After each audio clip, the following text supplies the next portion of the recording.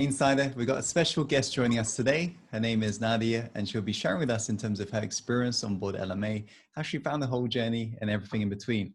So firstly, it's a pleasure to have you today. Let's just start with a general introduction in terms of what's your full name, where you're currently based, and what you're currently up to. So my name is Nadia Baptiste, and I'm based in London in the UK. I am still working full-time from home during this situation. I am a graduate software developer. So yeah, I just do that 5 days a week from home. Wow, didn't realize you're a software developer. That's awesome. Very, well, I am just a graduate one, but yeah, I'm trying to work my way up as hard as I can. Wow, nice.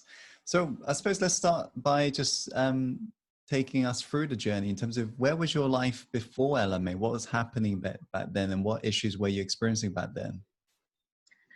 Well, there's a whole scroll of issues. There are just so many, and it all very much started from my childhood. I feel like issues is all I've ever known. So from a very young age, I was made to feel like I wasn't good enough. I still remember the moment I was 4 years old, and I grew up internalizing this. So everything I did in my life, I was acting like I wasn't good enough for anyone or anything. And I had a lot of fear and anxiety. So I would wake up every morning on this bed that I'm on right here and think, wow, something really bad is going to happen today. So I'd wake up every morning just with I have these cramps caused by anxiety. And so I'd wake up every morning with those. And it's not because I knew for definite something's bad is going to happen. It just felt like at any moment, anything can go wrong, and I need to be alert and I need to be prepared. And I was just living a very sad life. I just wasn't really content because I was externally just depending on things. So I needed this to make me happy. I needed that to make me happy. I needed this job. And I think one of the biggest things is I feel like I needed a relationship to get some validation.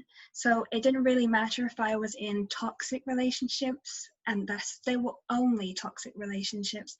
And I didn't try to get out of it. And it's for number one, it's because I didn't think that I deserved any better. And number two is because I just needed that validation from someone else because I couldn't have it within myself.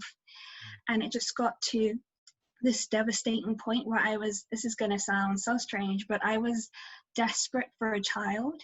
And it's not because I felt like I was really ready.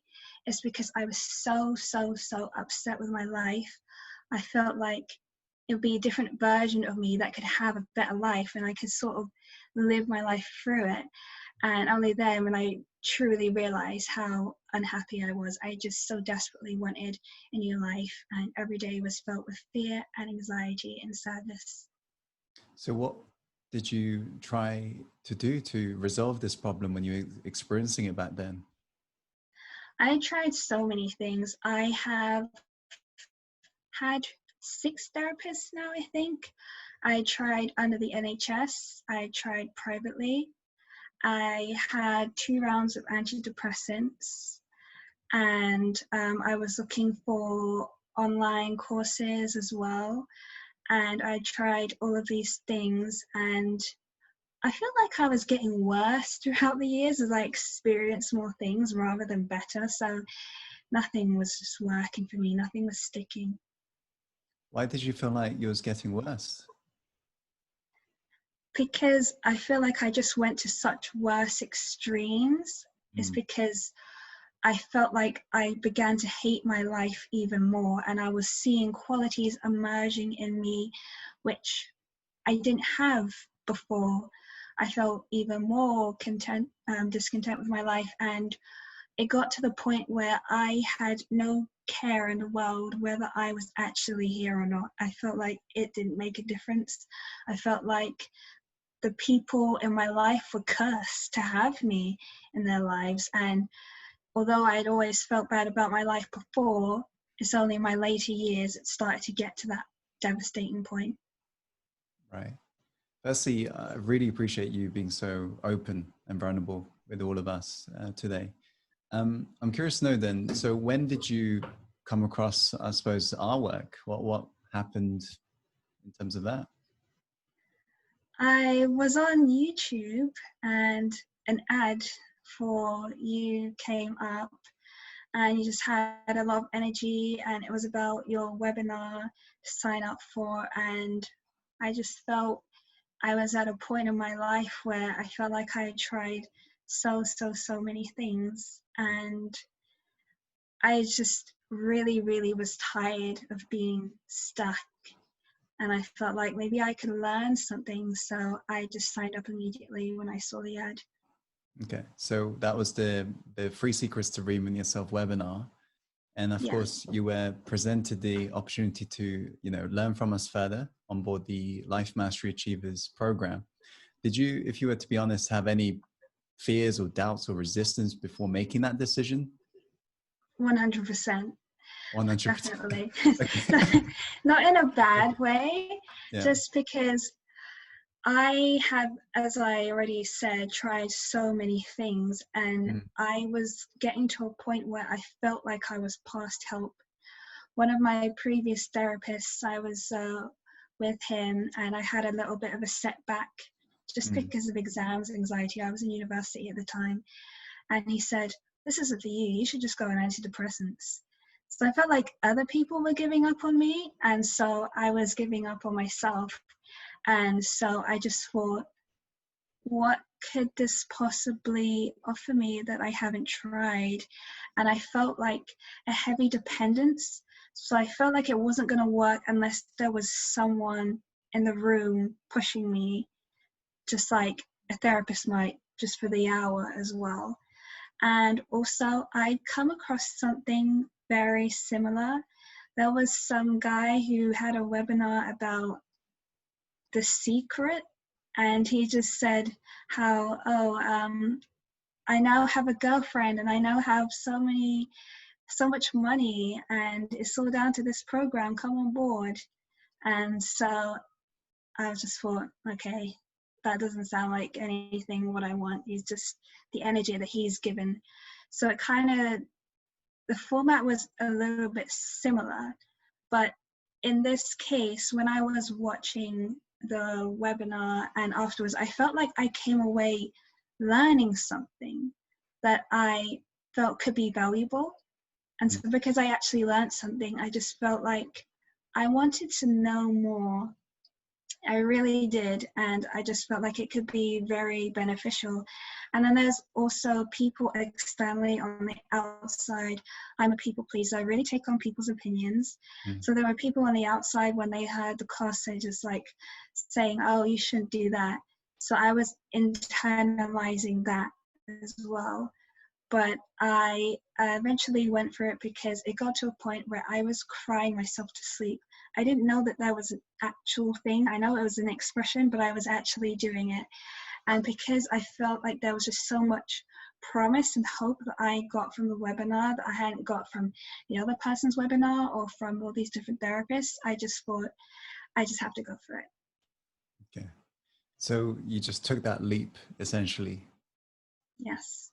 Wow. Despite the noise from, you had resistance from peers and so forth, you just decided to go for it. Yeah, I just decided, well, I'm just going to tune them out just for a second and take this on and just not have these other people involved and just have it be about me. Right. Well, firstly, I'm on this journey myself, personal growth still to this day, but I know what it was like at the start, especially um, taking leaps in different courses, especially if a mentor's new, right? If a mentor's new and I've not come across him or her, I do feel skeptical back in the past. So I know what it feels like to take that leap. And normally you feel fear afterwards also, right? Because you're like, is this really going to work or whatever maybe? How did you feel when you took that leap after you actually decided to say yes and you enrolled? And what ended up actually surprising you positively afterwards? Like what made you feel happiest about that decision after you decided to actually get involved in the course and so forth? Well, after I joined, when I had made the decision, because I'd gone back and forth, I just felt relief. I just felt, okay, I've done this, I've committed to this, I've paid the money, let's just go in and see how it is. And I had the one-to-one coaching with Toma, Nice. and Okay. just speaking to her, I didn't say everything that was going on, but then Mm. she'd come back and say, so do you sometimes feel this way and that way? And I just thought, wow, I don't even have to tell her. It's like she just knows. And from then, I just felt even more drawn, because I felt like I came across someone who understood. I just felt being surrounded by other people who seemed to have got it together. So as soon as I was able to identify with someone, it just drove me even more. And interestingly, I had told her about me waking up every day in fear. And the day after she told me, think about what can go right, is the day I tried it. I got dumped. So it could have been so easy to Mm. just feel like, well, I thought, you know, things might go right. And the first time I do that in a long time, it's going wrong. But I think LMA, the vibe was just so strong. Everyone in the community, it just really helped me to continue pushing forwards and still trying to wake up every day thinking about what can go right. The thing that surprised me really most is the community. They are amazing. I've been in other Facebook groups before. There's not much activity. Some people are kind of horrible in there as well. Everyone was so nice, so supportive. I still remember my first live with Bendy and Ray, and I was just thinking, who are these, people I don't even know, but they're being so nice to me. And as I decided to commit to the challenges, the people's comments were so nice. And it was just amazing to me that in a world where there's a lot of people who for some reason say horrible things or be bad to people, there is a community out there who genuinely wants the best for you. And to this day, one of the exercises I did where I was flooded with such nice comments, took a screenshot, and it's my phone background still to this very day. And that's how I wake up every day, reminding myself of the community that I'm in. Wow. So what would you say in terms of LMA, how did it differ from what you assumed it may have been? Like, what did you discover that really did help you? Without revealing what it was, of course, but how did it differ to what you assumed, or did you assume exactly what it was going to be like? I assumed it would be a lot more difficult than it would be, in the sense that I thought, because there wasn't someone in the room with me Mm. going through different things with me, and me asking questions and applying different things, I thought that it wouldn't be able to touch all of the problematic areas I was having. But just by going through the course, I was able to naturally apply to all the problem areas. I don't think there's a problem area that I have that hasn't been touched by the course content. And I was able to uncover things about myself before that I didn't know. Like, I was wondering why I was so dependent on having a relationship and why I really needed it. And I learned that it was all down to the validation, and I was just things that I was trying to discover in therapy. I discovered quite quickly with LMA. And not only that, there are some things where I have not been consciously thinking about it. I think it's happened twice. I haven't been consciously thinking about something I've been trying to discover for years. And it's like my subconscious brain was activated and I was finding things, and then it would all of a sudden come to my conscious. So there have been 2 times where I've been doing something and I was like, wait, I know why I've been doing this. It's the most amazing thing ever, because I wasn't consciously thinking about it. And I know that LMA has tapped into my subconscious mind and brought it out of me. Wow. So what actually, yeah, you bring up a good point, because I always also used to think the same. Home study courses, it feels like from initial assumption that it's kind of on your own, right? And I've always liked, back in the past, kind of like offline, being physical in an event or whatever it may be. I suppose nowadays we haven't got a choice. Everything's virtual now, right? Yeah. But what made you actually stay on track then? Because it technically is a home study course. So what made you actually want to delve deeper and keep going on your own in a way? I think the challenge is once I pushed myself to do one, I just wanted to do them more and more. And Thomas said that would happen, and I did not believe her because I could never imagine myself doing a live. I was like, yeah. But I think it was the challenges that really made it, because what I discovered is that I'm a kinesthetic learner. So I can read things, I can hear things, and it goes in one ear and out the other. But doing things, I feel like that makes an imprint on me. So the actual doing, the actual application, because even when I was going through therapy, the hour will be up and that's it. But actually doing things, I think that's what made a big difference for me. So actually taking part in that challenge and implementing the lessons you've learned. Yeah. Yeah, for sure. Because I learned things, and then because I realized I was learning things, it then pushed me to continue to learn and do even more things. You know, that optional challenge, we make it optional because we want to, of course, give people a choice on whether or not they want to take part. You decide to take part. So it says a lot about you. And I have to ask you this, like, what made you be that all in and committed and actually put yourself out there on this challenge, essentially? Well, I admit it was hard at first because I'm very shy. But I just felt like I was learning good stuff, but I wasn't getting enough out of it. I just felt like if I could actually do it and push myself, I feel like for me personally, it's not enough to just listen and take notes and hear things.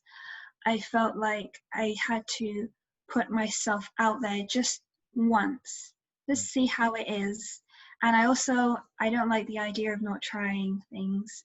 So I did try it, put myself out there, and the response was amazing from the get-go. So I just knew that I had to keep pushing through, but I knew that I wouldn't forgive myself if I didn't at least try once. I remember, I think I saw one of your first. I swear I did see one of the first ones you did. I think I engaged with that one as well. So you was so the first one must have been like 6 weeks ago or something, right? A little bit longer than that, Longer? because I had joined midway through season 8. Oh wow! So it's like 2 months ago or 2.5 months ago. Yeah, my start date is 1st of May. I remember the date. Wow. Awesome. And you kept up the momentum. Yeah, I did. Truly committed. Love it. Okay. So what would you say has been one of the biggest shifts you made on board LMA, or a breakthrough you made on board LMA, and why? I finally think that I'm enough, which is a very emotional thing to say because, as before I said, from 4 years old, I was brought up to believe that I'm not enough. And I was surrounded by people who made me feel like I wasn't enough. So to finally get that breakthrough when I realized that I actually am a good person and I try really hard and that I am enough, it was the most amazing, phenomenal feeling. I had written I am enough on my mirror to try and remind myself every day. It has been there for probably a year, but nothing had ever changed. And then through LMA, I think it was in between the season 8 and season 9, I finally realized that I was enough and I was able to rub it off the mirror, which I thought it would be there forever. I mean, I wrote something else on there that I need to work on, but the biggest thing is feeling like I wasn't enough. So when I was able to get to that point, because I thought I'd never feel it. I thought I would be like this forever. But when I finally got to that point, it wasn't just me saying, I am enough. I felt it. And I truly understood that just because someone may not think that I'm enough, that doesn't define me. It doesn't mean that I'm not enough. And as long as I know that I'm enough, and I try really hard, that's the most important thing. So that lesson, realizing that, big game changer. Absolutely love it.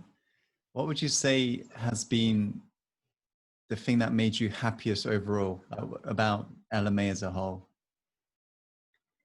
Happiest. Mm. Well, there's too many things.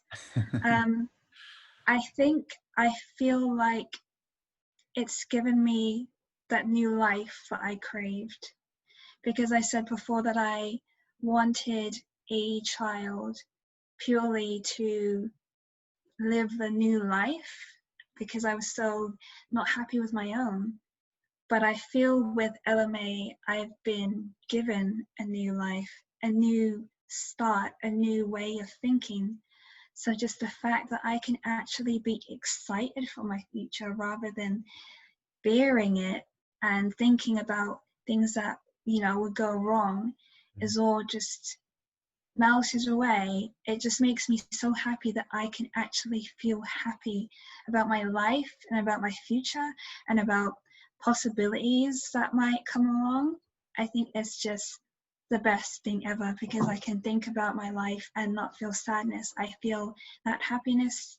And because I also, not all of my family members are incredibly supportive.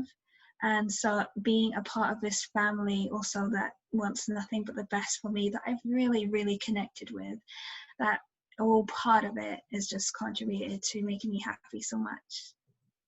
This is absolutely amazing to hear.